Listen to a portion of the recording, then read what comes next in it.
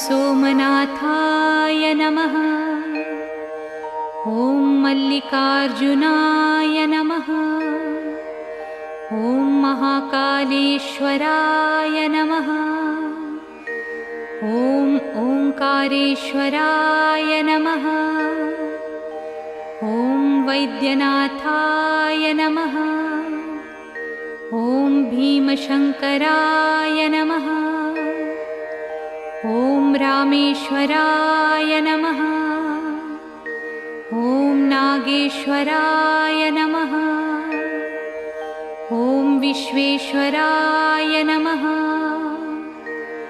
ॐ त्र्यंबकेश्वराय नमः। ॐ केदारेश्वराय नमः। ॐ भुस्मेश्वराय नमः। ॐ